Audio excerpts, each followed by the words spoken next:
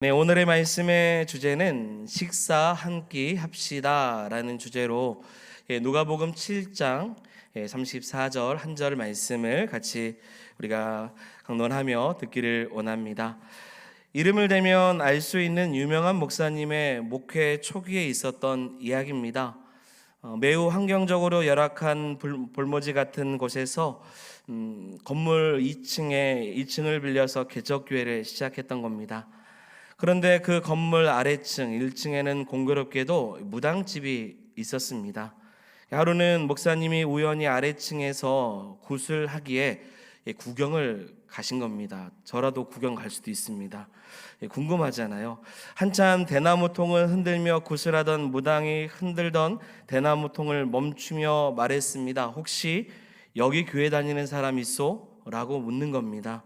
그 소리에 이 목사님이 속일 수가 없어서 자신이 위층에서 목회하는 목사라고 이야기를 했습니다. 그 말을 듣자 무당은 미안하지만 굿하는데 방해되니까 다른 곳으로 가달라고 그러는 겁니다. 그래서 목사님은 그 자리를 떠나게 되었습니다. 그리고 다음 주일이었습니다. 예배를 드리는데 뜻밖의 7명의 사람이 교회에 우르르 몰려온 것입니다.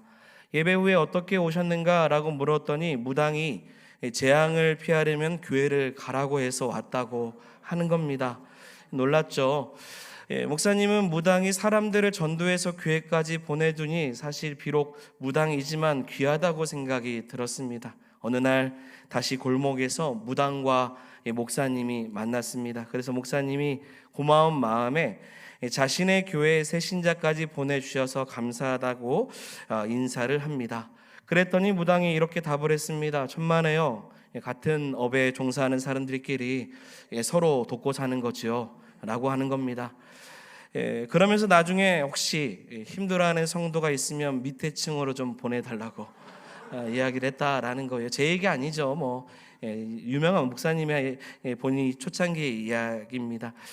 여러분, 이 이야기는 폭소를 자아낼 수 있을 만큼의 유쾌한 이야기이기도 하지만 동시에 왠지 씁쓸한 이야기이기도 합니다. 전도하고 복음을 전해야 될 사람은 따로 있는데 전도와 거리가 먼 무당이 교회로 사람들을 전도한다는 것이 참 아이러니하기 때문입니다.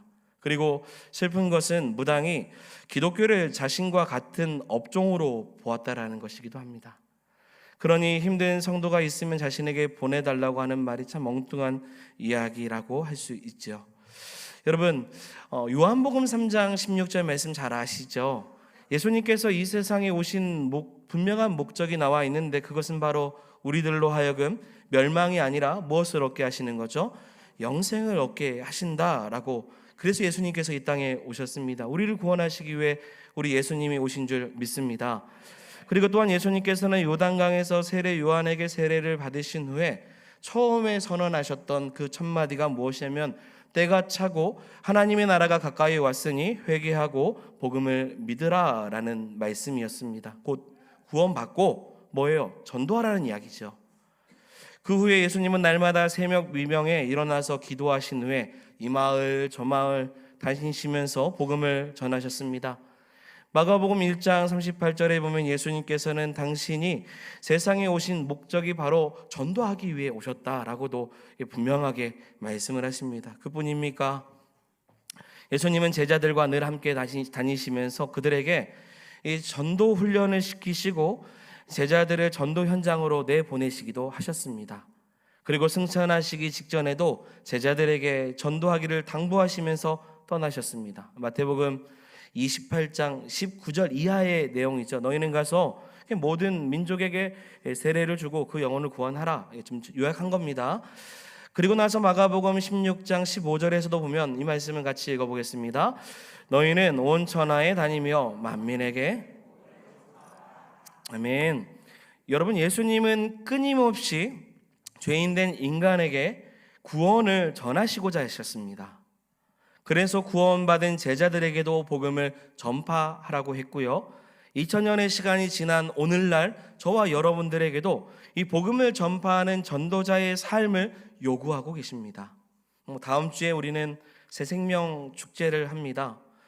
여러분들이 마음속에 품고 있는 분명한 대신자들의 영혼들이 있을 거라고 생각이 됩니다. 근데 주변에 예수 안 믿는 사람이 없어요 라고 말하면 그게 더 이상할 것 같습니다.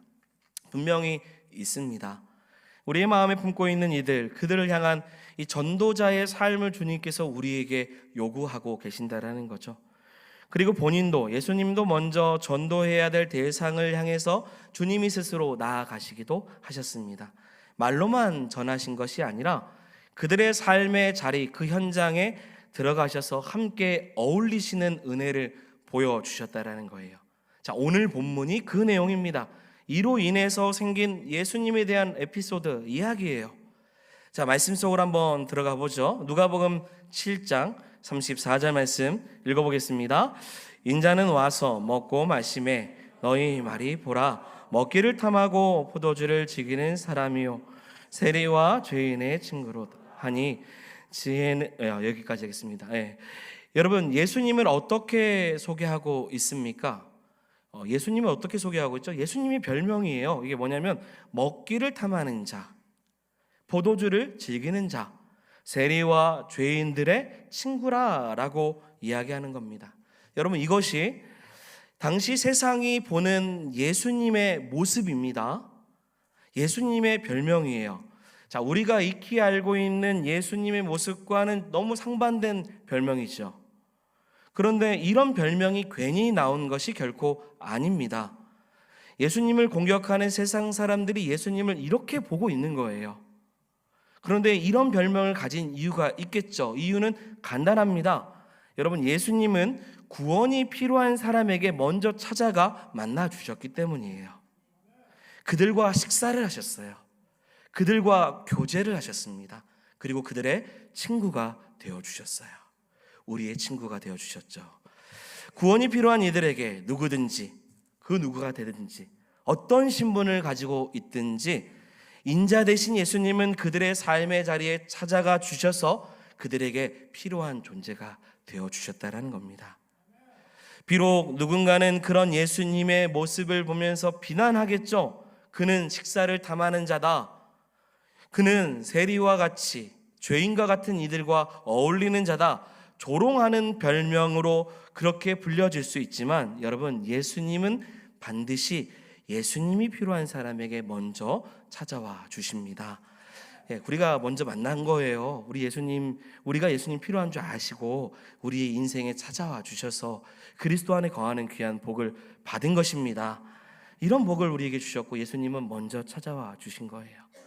여러분, 제스터라는 목사님께서 쓰신 예수님이 차려주신 밥상이라는 책에 인자이신 예수님에 대한 소개를 합니다. 어떻게 소개하냐면 인자가 이 땅에 왜 왔는지, 무엇을 하기 왔는지를 신약 성경에서 세 가지로 아주 간략하게 정리를 했습니다. 첫 번째, 인자가 와서 무엇을 했는가? 섬기고 자기의 목숨을 대속물로 내어주었다라는 거예요. 예수님 왜 오셨냐? 섬기고, 이 땅을 섬기고 영혼을 섬기고 자신의 목숨을 대속물로 주었다. 이 말씀이 마가복음 10장 45절, 마가복음의 핵심 주제 말씀이기도 해요. 자, 크게 한번 읽어보겠습니다. 인자가 온 것은 섬김을 받으려 함이 아니라 도리어 섬기려 하고 많은 사람의 대속물로 주려 함이니라. 이것이 첫 번째 이유. 두 번째, 인자가 와서 무엇을 하느냐? 잃어버린 자를 구원하시기 위해 오셨다라는 거예요. 믿으시죠? 누가복음 19장 10절의 말씀도 읽어봅니다. 인자가 온 것은 잃어버린 자를 찾아 구원하려 함이니라. 아멘. 인자가 와서 이런 일들을 행하셨대요. 자, 세 번째, 마지막이죠. 세 번째는 오늘 본문의 내용입니다. 인자가 와서 무엇을 했느냐? 와서 먹고 마셨다라는 거예요. 여러분, 자, 앞에 두 가지 있었어요. 섬기고 대속물이 되어주시는 것과 또 하나는 잃어버린 자를 찾는 것은 인자이신 예수님께서 이 땅에 오신 무엇이냐면 목적입니다. 맞죠? 섬기러 오셨어요. 대속물이 되어주셨어요. 잃어버린 영혼을 구원하시는 것이 예수님이 이 땅에 오신 목적이에요. 세 번째는 뭐냐면 이 목적을 인자가 어떻게 사역을 통해서 이루시냐는 거예요. 구원하기 위해 왔는데, 십자가에 달리기 위해서 오셨고 잃어버린 영혼을 찾기 위해서 오셨는데 어떻게 하면 잃어버린 영혼을 찾을 수 있는가? 예수님께서는 먹고 마시는 방법을 선택을 하신 거예요. 한마디로 여러분, 사람들을 만나서 식탁 교제를 하셨다라는 겁니다. 구원자로서의 사명을 감당하기 위해 식탁 교제를 통해서 사람들을 만나신 거죠. 자, 그런데 이런 예수님의 식탁 교제로 인하여서 그 시대의 정치, 종교 지도자들과 크게 충돌이 일어나는 거예요. 특히 바리새인들과는 대립을 이룹니다.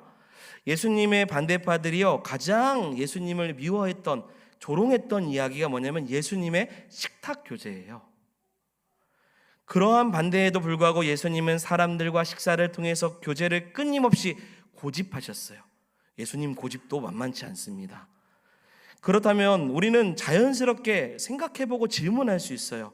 왜 그 시대 사람들은, 바리새인들은 예수님이 다른 사람 좀 만나서 그렇게 식탁의 교제, 밥을 먹는 것에 대해서 왜 그렇게 싫어했는가? 왜 그들은 예수님의 그 모습을 보면서 그 예수님을 뭐라고 말하는 거예요? 식탐가라고 하는 거죠. 술주정뱅이라고 이야기하는 겁니다. 경멸조의 별명을 붙여가면서 예수님을 비난하고 있습니다. 왜 예수님이 다른 사람을 식사하는 것을 가지고 왜 그렇게 이야기를 할 것인가 있죠. 또한 반대로 이런 질문도 생길 수 있어요. 왜 예수님은 사람들이 그렇게 싫어하는 그 식탁의 교제를 끝까지 고집했는가입니다. 예수님은 아셨어요. 세상 사람들이, 바리새인들이, 종교 지도자들이, 유대인들이 내가 이러한 식사의 교제를 하는 것을 얼마나 싫어하는지를 알고 계셨습니다. 다른 것이라면 어느 정도 융통성을 발휘할 수 있었는데, 그러나 이것만큼은 결코 물러서지 않으셨어요. 우리 예수님이요. 마치 예수님은 절대로 피해가지 않으시는 승부수를 던지는 것이 지금 식탁의 교제의 자리였다라는 거죠. 그래서 오늘 설교의 주제가 무엇입니까? 식사 함께 합시다 라는 거예요. 그러니까 우리 예수님은요, 목숨을 내던지면서까지 밥상 나눔을 고수한 거예요. 생명을 내던지기까지 그 시대를 향한 거룩한 도전을 계속하고 계신 것입니다. 자, 그렇다면 예수님의 승부처인 식탁 교제는 과연 무엇이기에 이렇게까지 예수님 지키셨는가? 식탁 교제를 통해서 예수님의 시대를 향한 도전이 과연 무엇인가? 인자가 와서 어떤 방식으로 구원의 사역을 감당하셨는가를 저는 오늘 세 가지를 통해서 여러분 소개하고자 합니다. 첫 번째 한번 띄워주시고, 경계선 있는 거요 한번 띄워주시고 읽어보겠습니다. 경계선을 허물어뜨리는 방식으로. 아멘. 인자가 와서 먹고 마신다라는 것은 구체적으로 저는 경계선을 허물어뜨리는 도전이라고 뜻하고 싶습니다. 예수님이 주로 식사했던 그룹이 누구죠? 세리입니다. 창기예요. 죄인들입니다. 이런 부류의 사람들은 경계선 밖에 있는 사람들입니다. 상종하지 않는 사람들이에요. 그 당시에 이런 사람들은 도무지 함께 교제할 수 없는 사람, 아니요, 교제하라고 해도 절대 안 하는 그룹들입니다. 너 가서 세리랑 식사 좀 해. 저 죄인하고 같이 좀 만나. 절대 만나지 않는 시대죠. 그런데 예수님은 그런 사람들과 식사를 함께 거리낌 없이 하고 계시는 거예요. 어떤 경우에서는요, 우리 말씀 잘 아시잖아요. 어떤 경우에서는 그 식사하는 자리를 통해서도 죄 용서하심과 구원에 대해서 선포를 하십니다. 오직 율법적으로 깨끗한 사람에게만 주어지는 죄 용서, 구원의 길, 그것을 그들에게도 제시하고 계시는 거죠. 그러니 예수님의 식사를 어떻게 할까요? 바리새인들이 좋아할까요? 좋아하지 않을 수밖에 없죠. 우리가 아는 것처럼 유대인들은 철저하게 음식 정결법을 지켜왔던 사람들입니다. 여러분, 먹을 수 있는 게 있고요, 먹을 수 없는 것이 있는 것을 구분했던 사람들이에요. 그리고 그들은 이렇게 먹음으로 나는 정결하다, 저거 먹으면 정결하지 않다라고 판단하는 시대였습니다. 그런데 이건 단순히 음식에만 적용되는 것이 아니에요. 사람에게도 적용됐습니다. 식사할 때 아무 음식을 먹을 수 없는 것처럼, 아무 음식이나 먹을 수 없는 것처럼 아무하고나 함께 식사할 수도 없었던 시대입니다. 음식을 함께 나눌 수 있는 사람들이 정해져 있어요. 어떤 사람들이요? 경계선 안에 있는 사람들입니다. 선민이라고 말하고 깨끗하다라고 말할 수 있는 율법 안에 거하는 사람들만 이 경계선 안에 있는 사람들과는 식사를 하는 거죠. 경계선 밖에 있는 사람들과는 절대로 식사 교제를 해서는 안 됩니다. 이렇게 본다면 이 시대의 식탁 교제는 서로를 향한 깊은 연결점이 있는 거예요. 그냥 단순히 밥을 먹는 것이 아니다. 이건 분명한 이유가 있다라는 거죠. 공동체성을 의미하고 존재에 대한 이야기를 하는 것입니다. 그렇지요. 그래서 경계선 안에 있는 사람들끼리 깊은 친교와 유대 관계, 단단히 이것을 메워지는 시간이 식탁 교제였던 겁니다. 그러면서 여러분, 경계선 밖에 있는 사람들에 대해서는 철저하게 차별해요. 구분합니다. 그런 식탁의 교제를 통해서 이런 일들이 자주 자행되기 시작하는 거죠. 자, 이것이요, 예나 지금이나 타락한 인생의 모습입니다. 자, 우리는 나와 조금만 다르면요, 서로를 향한 경계선을 만들고 또 함께 살아가는 것을 우리 경계선 안에 있는 사람끼리만 살아가려고 애를 씁니다. 여러분, 순진해야 될 만했던 그 어린 시절 생각해 보십시오. 우리는 책상에 이 줄을 긋고 넘어오지 말라고 하는 그런 속성이 있습니다. 이렇게 경계선을 그은 세상이 정말 우리는 마음에 들지 않아요. 맞죠? 차별하는 거 좋지 않잖아요. 이런 세상을 보면 혀를 찹니다. 차별하면 안 된다고 생각해. 경계선 있으면 안 되죠. 그런데 이상합니다. 사람들이 차별이 다 나쁘다라는 것을 알고 있는데도 차별이 없어지지가 않아요. 왜일까요? 여러 가지 이유가 있어요. 자, 그 중에 하나만 얘기하면요, 우리가 차별을 싫어하면서도 차별의 일부분을 어느 정도 즐기고 있기 때문입니다. 우리가 다른 사람에게 차별받는 것은 죽기보다 싫습니다. 차별받는 것이 싫어요. 그런데 차별화된 대우를 받기를 원해요. 나는 특별하기를 원하고, 나는 다른 사람보다 더 다르다는 것을 여기기를 원해요. 그것을 삶의 보람으로 느낄 때가 있습니다. 이게 우리의 모순된 모습입니다. 내가 경계선 밖에 있을 때는 경계선을 반드시 허물어야 된다고 생각을 했는데, 막상 내가 경계선 안에 들어와 보니 오히려 아무나 이 경계선 안에 들어오는 것이 오히려 싫은 겁니다. 나만 누리는 특별 대우를 다른 사람들이 누리는 것을 원치 않아요. 자격도 안 되는 사람이 그 특권을 누리는 것을 몹시나 불쾌해합니다. 예수님을 믿고 사는 삶은 분명히 특권입니다. 맞죠? 우린 특권이에요. 특권을 받은 하나님의 자녀, 영접하는 자, 우리에게 주신 귀한 하나님의 자녀되는 권세를 특권으로 주셨단 말이에요. 다른 사람들이 예수를 믿지 않고 신앙생활을 하지 않기 때문에 그들과 비교해보면 사실 우리는 진짜 은혜 받은 사람들입니다. 구원 받았잖아요. 맞죠? 경계선 안에 들어온 사람들입니다. 그 안에서 우리는 지금 오늘도 행복한 시간을 보내고 있습니다. 죽어도 다시 사는 부활의 신앙을 가지고 계시죠. 이러한 역사를 꿈꾸면서 우리는 살아갑니다. 그런데 문제는 경계선 밖에 있는 사람들에게 우리가 은혜 받은 사람들이 자격을 누리는 것을 가지고 오히려 차별의 도구와 같이 여긴다라는 거죠. 자, 너는 예수 믿을 자격이 없어. 자, 너와 나와 관계가 없어. 너와 나는 안 친해. 너와 나는 다른 세상에 사는 사람처럼 여겨져. 나는 너를 안 좋아해. 구원의 경계 밖에 있는 사람들에게 그래서 뭘 안 해요? 예수님을 전하지 않는다는 거죠. 예수님은 바로 이런 세상의 경계선을 허물었습니다. 식탁의 교제를 통해서 그들의 삶의 현장으로 예수님이 들어가 주신 거예요. 자신의 온몸으로 어떻게든 그 사람들에게 접근하시고자 직접 그 자리에 들어가셨다는 거죠. 여러분, 우리 예수님은 그저 말만 유창하게 하시는 분이 아니십니다. 자, 우리가 잘 알고 있는 예수님에 대한 표현 중에서 요한복음 표현인데요, 이런 표현이 있죠. 내가 길이요 진리요 생명이니. 잘 아시는 구절의 문구죠. 이 말씀이요, 등식부호로도 설명하기에 좋은 말씀입니다. 이게 무슨 말이냐면요, 등식부호로 표현하면 길 더하기 진리는 생명, 이렇게 표현해도 좋을 것 같습니다. 여러분, 오늘날 시대는요, 진리를 말하나 그 길을 걸어가지는 않아요. 예수님의 길을 따라가지 않죠.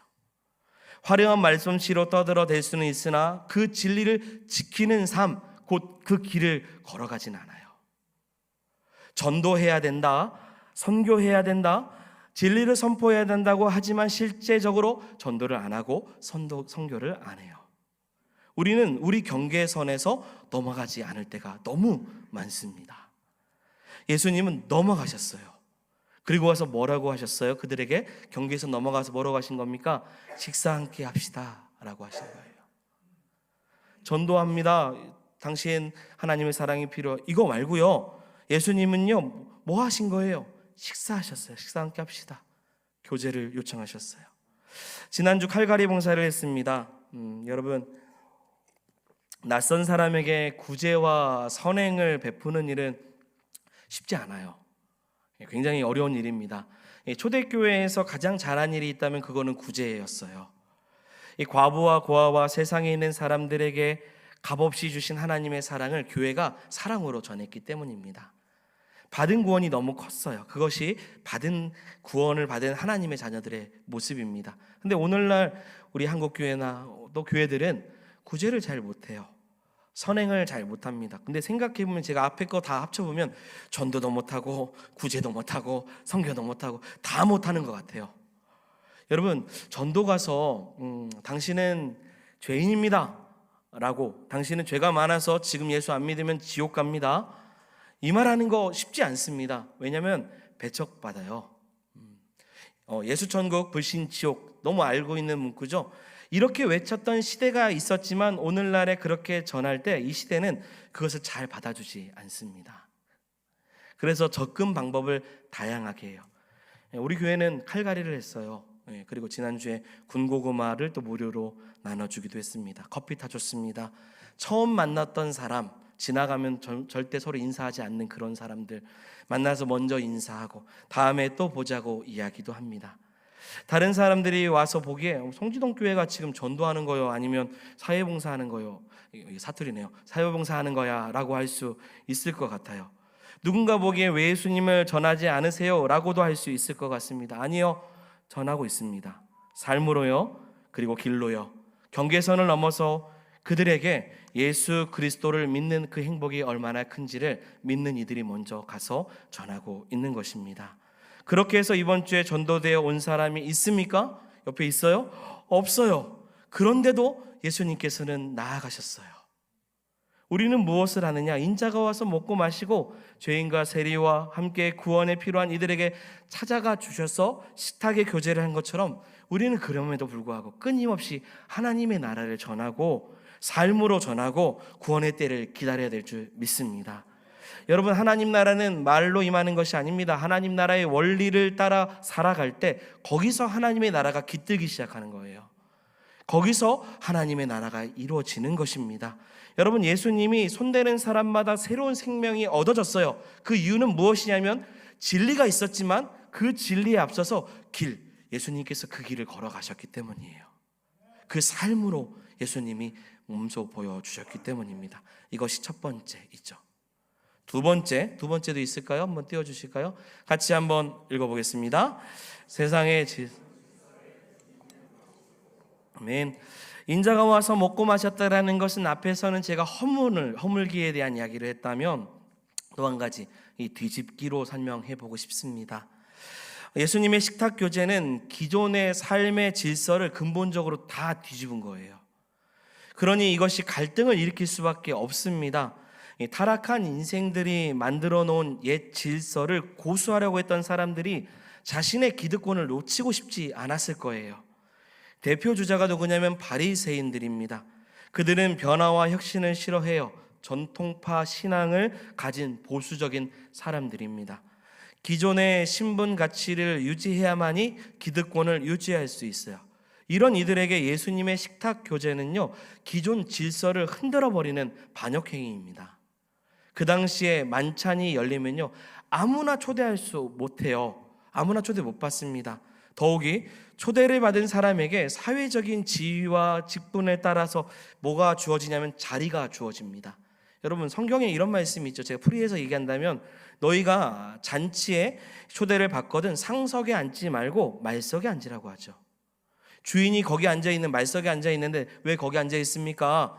거기 앉아 계시면 안 돼요. 저 높은 자리로 가세요. 이런 말씀의 구절이 있습니다. 이거 내숭 떨라는 말씀이 아니에요. 겸손한 자의 자세를 가지고 존귀한 대접을 받으라고 하는 말씀이기도 합니다. 이런 시대의 정신 가운데 예수님은요, 누구를 만난 거예요? 세리를 만나요. 창기를 만납니다. 죄인들을 만나서 함께 뭘 하셔요? 식사를 하시는 거죠. 예를 들어서 삭개오 같은 사람입니다. 그 집에 가셨어요. 그리고 나서 뭐라고 말씀하십니까? 오늘 구원이 이 집에 임한다고 말씀하셨어요. 이 시대의 세상이 정해놓은 질서대로 말한다면 세리의 집에 못 갑니다. 그리고 그 사람은 구원 못 받아요. 그런데 주님은 그 질서를 뒤집어 버렸습니다. 천대받는 그 영혼에게 찾아갔어요. 잔치집에서 부스러기 정도 먹을 수 있는 그런 사람들에게 친구가 되어 주신 것입니다. 그리고 언약 공동체 백성 안에 들어와 주신 것이죠. 예수님이 바로 이런 세상에 오셔서 식탁 교제를 통해 타락한 이런 기존 질서를 다 뒤집어 주신 것입니다. 자, 예수님은요, 영혼이 구원받기도 원하셨지만 사랑하는 여러분, 이 세상이 변화되기를 원하십니다. 세상이 무질서하게, 너무 무질서해서요, 구원받지 못하는 구조가 되어 있는 이런 사회죠. 이런 모습 속에서 하나님이 세상을 이처럼 사랑하사 독생자를 주셔서 모든 사람들이 멸망을 받지 않고 구원받게 하시는 그런 역사를 이루시고자 이 땅 가운데 오셨다라는 겁니다. 명확한 목적이 있어요. 구원이죠. 구원받기 위해서 구원받아야 될 그 영혼들에게 좀 더 가까이 가시기 위해서 세상의 모든 질서를 다시금 다 변화시키셨다라는 겁니다. 할렐루야. 이것이 인자 되신 예수님께서 이 땅 가운데 오셔서 하신 일이십니다. 자, 그렇다면 마지막 우리에게도 질문이 던져집니다. 그러면 자, 우리는 가서예요. 우리는 가서. 인자는 와서. 그러면 우리는 가서 뭐 해야 됩니까? 우리가 가서 뭐 해야 되겠습니까? 경계선을 넘어 예수님께서 복음이 필요한 자들에게 찾아가신 것처럼 사랑하는 여러분, 우리도 찾아가야 될 줄 믿습니다. 예수님을 믿는 특권을 우리 안에서만 누리는 것이 아니라 내가 만난 예수님을 전하고 선포하고 차별하지 않고 소외시키지 아니하며 마땅히 복음을 들어야 될 많은 영혼들에게 예수 그리스도를 증거할 수 있는 귀한 성도들이 되기를 소망합니다. 나만 천국 가고 나만 예수 믿어서는 안 됩니다. 예수 그리스도를 알지 못하는 사람에게도 전해야 되고요, 예수 그리스도를 믿었지만 여러 가지 상황 속에서 낙심하고 좌절해 있고 주저앉아 있는 영혼에게도 우리는 복음을 전해야 되는 것입니다. 예수님처럼 경계선 밖에 있는 사람들에게 찾아가셔야 돼요. 그리고 가서 여러분 말하십시오. 식사 한 끼 합시다 라고요. 다른 거 하지 않아도요, 누군가에게 대접함으로 그가 예수 그리스도의 차별 없는 사랑을 느낄 수 있다면 여러분 그것만으로도 좋습니다. 여러분 숙제입니다. 식사 한 끼 하십시오. 만나십시오. 예수님은 만나러 가셨어요. 그 만남이 없이 우리 자리 가운데 그냥 앉아서만 있으면 복음을 증거하는 일은 쉽지 않을 것입니다. 허물없이 찾아가신 예수님의 사랑을 전해보시기 바랍니다. 여전히 우리는 경계선 밖으로 나가는 것을 두려워할 수 있지만 예수님께서 직접 나가셨던 것처럼, 그래서 직접 가셔서 여러분 복음을 직접 말하지 못해도요, 삶으로 예수 그리스도를 보여줄 수 있는 성도가 되기를 소망합니다. 그래서 예수님은 세상에 좋은 친구가 되어주시고 우리 구주 되시는 예수님을 온전히 전할 수 있는 결단이 있는 저와 여러분들이 되기를 소망합니다. 두 가지입니다. 한 가지는 여러분 인자가 오셔서 가신 것처럼 숙제예요. 한 주간 정말로 식사 함께 합시다 라고 사랑의 교제를 요청할 수 있는 귀한 성도들이 되기 원합니다. 그 대상이 태신자라면 너무 더 좋을 것 같습니다. 그에게 예수 그리스도의 복음을 직접 전하기가 어려울지라도 간접적으로도 그리스도를 전하여서 함께 모이는 역사가 있기를 원합니다. 그리고 새생명 축제라는 그 이름이 있기 때문에 사실 이 핑계 삼아서 또 우리 가족들 중에서도 한번 있는데 같이 가보자고 하는 이런 날이니까 이런 축복과 같은 권면하시면 구원을 받을 수 있는 기회의 확률이 더 높아질 수 있습니다. 이 사실을 기억하기를 원합니다. 그리고 두 번째는 이제 첫 번째가 그런 식사의 교제를 하는 여러분 되기 원하고요. 두 번째는 이 시간, 그래서 우리의 마음에 영혼을 꼭 품으시고 우리가 기도하는 시간을 갖기를 원합니다. 그래서 한 주간 누구에게 갈지, 우리가 복음을 증거해야 될 잃어버린 영혼은 누구인지를 찾을 수 있는 우리 모두가 되기를 소망합니다. 우리 이 마음을 가지고 우리 함께 찬양한 후에 그리고 함께 우리가 기도하며 나아가기를 소망합니다. 우리 예수 열방의 소망 함께 우리가 찬양하며 나아가기를 원합니다. 이 가사를 통하여서 예수님은요, 열방의 소망, 우리 모든 세상의 소망이 되어 주십니다. 그리고 우리 예수님은 우리의 구원자 되시고 우리의 위로자가 되어 주십니다.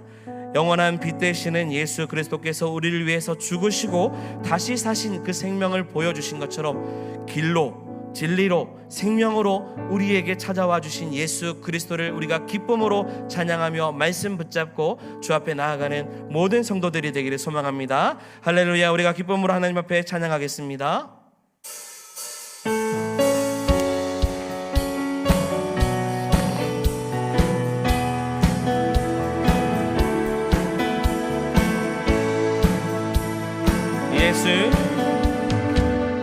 예수 열방의 소망, 예수 우리의 위로자, 주는 온 땅의 영원한 소망, 예수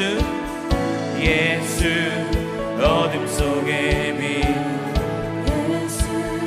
변함없는 진리, 주는 온 땅의 빛이 되시네. 우리 위해 죽으시고 다시 사신 생명의 주, 주님만이 소망이요 변함없는 완성이라. 주님만이 온 세상을 비추시네. 죽음에서 부활하신 우리 구주 영광의 왕, 주를 믿는 모든 자의 소망 되신 주를 믿네. 그 주님을 믿습니다. 우리 한 번 더 고백합니다. 예수 열방의 소망, 예수 열방의 소망, 예수 우리의 위로자, 주는 온 땅의 영원한 소망, 예수 어둠 속에 빛, 예수 변함없는 진리, 주는 온 땅의 빛이 되시네. 우리 위해 죽으시고 다시 사신 생명, 나를 위해 죽으시고 다시 사신, 한 번 더 선포합니다. 나를 위해